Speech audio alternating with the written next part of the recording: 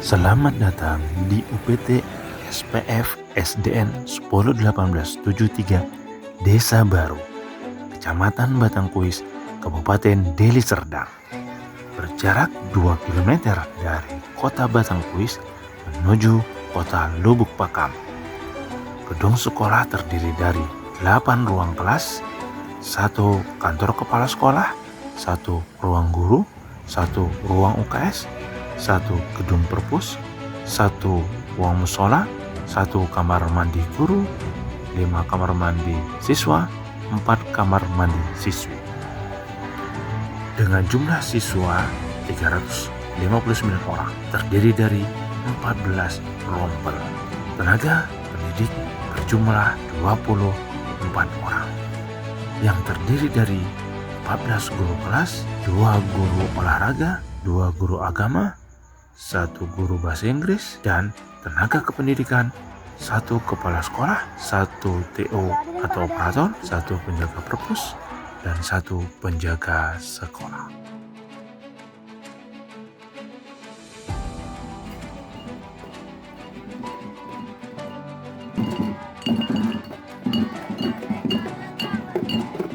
Dalam dunia pendidikan saat ini, guru agama Islam tidak lagi cukup hanya mengajarkan hafalan. Lebih dari itu, guru memiliki tanggung jawab untuk menghadirkan pembelajaran yang mendalam dan bermakna melalui penguatan 8 dimensi profil lulusan: keimanan dan ketakwaan, kewargaan, penalaran kritis, kreativitas, kolaborasi, kemandirian, kesehatan fisik dan mental, serta komunikasi. Sesungguhnya, seluruh dimensi tersebut telah terkandung dalam ajaran Islam. Namun, realita di lapangan menunjukkan bahwa pembelajaran agama Islam masih cenderung berpusat pada membaca, menulis, dan menghafal. Bahkan untuk sekedar menghafal pun, sebagian besar siswa masih mengalami kesulitan. Hafalan seringkali menjadi beban, bukan kebutuhan. Proses belajar terasa monoton dan hanya menghabiskan waktu belajar di kelas, serta kurangnya pengalaman nyata siswa. Padahal, guru agama bukan sekedar pengajar ilmu, tetapi juga pembimbing kehidupan.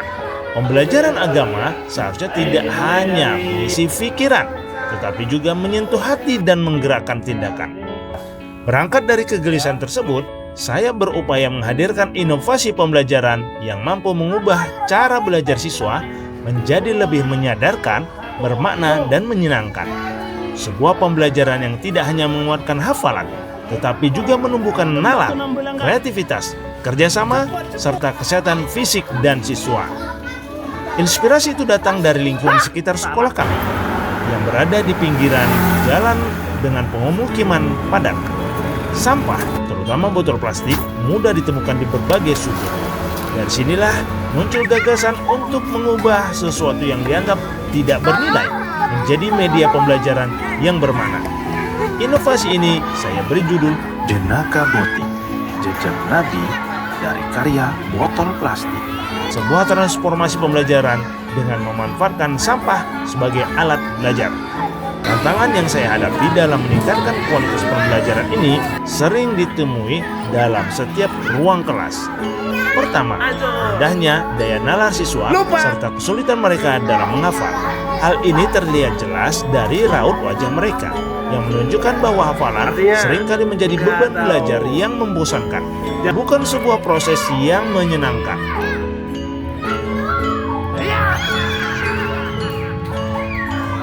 Kedua, keterbatasan media pembelajaran yang menarik.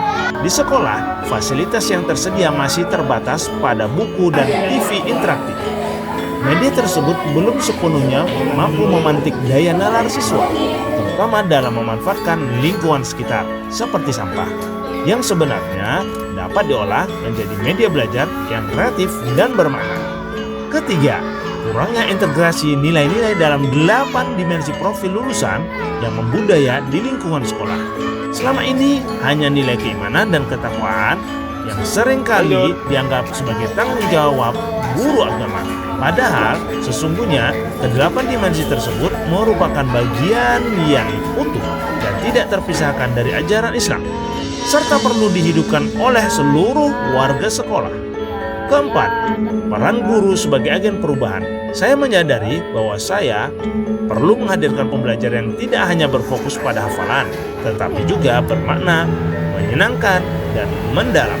Pembelajaran yang mampu membangun pemahaman dan membekas dalam kehidupan siswa. Dalam pelaksanaannya, pembelajaran dikemas dalam bentuk permainan yang interaktif. Siswa diajak bermain mencari nama-nama nabi melalui media digital, TV interaktif, sebagai awal pembelajaran. Permainan ini, siswa tidak mesti hafal nama-nama 25 nabi dan rasul. Ini hanya melatih daya ingat, kolaborasi, dan komunikasi siswa.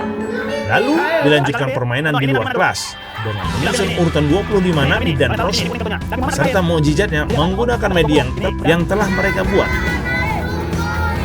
Kegiatan ini dilakukan secara berkelompok sehingga mendorong kemampuan daya nalar, kreativitas, komunikasi, kerjasama, serta memperkuat daya ingat siswa melalui pengalaman langsung. Tidak hanya itu, aktivitas belajar juga melibatkan gerakan fisik yang membuat siswa lebih aktif dan sehat. Hal ini sejalan dengan ajaran Islam bahwa seorang mukmin yang kuat lebih dicintai daripada mukmin yang lemah. Melalui inovasi ini, pembelajaran agama Islam tidak lagi terbatas pada hafalan, tetapi menjadi pengalaman belajar yang utuh, menggabungkan aspek kognitif, afektif, dan psikomotorik. Siswa tidak hanya belajar untuk mengetahui, tapi juga memahami, merasakan, dan mengamalkan. Inilah wujud nyata bahwa pembelajaran agama Islam mampu menghadirkan seluruh dimensi profil lulusan dalam satu kesatuan yang hidup dan bermakna. Karena sejatinya, belajar agama bukan hanya tentang mengingat, tetapi tentang menapaki jejak dan menghidupkan nilai-nilainya dalam kehidupan. Dari misi ini saya sampaikan bahwa inovasi tidak harus selalu berawal dari fasilitas yang lengkap, tetapi dari kemauan dan kreativitas serta inovasi untuk memanfaatkan apa yang ada. Hasilnya, anak-anak menjadi lebih termotivasi, lebih aktif bertanya, dan lebih percaya diri dalam belajar.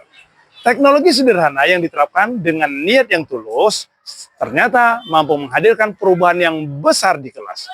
Harapan saya, semoga angka kecil ini dapat menjadi inspirasi bagi guru-guru lain untuk terus berinovasi demi menciptakan pembelajaran yang bermakna dan menyenangkan bagi semua siswa.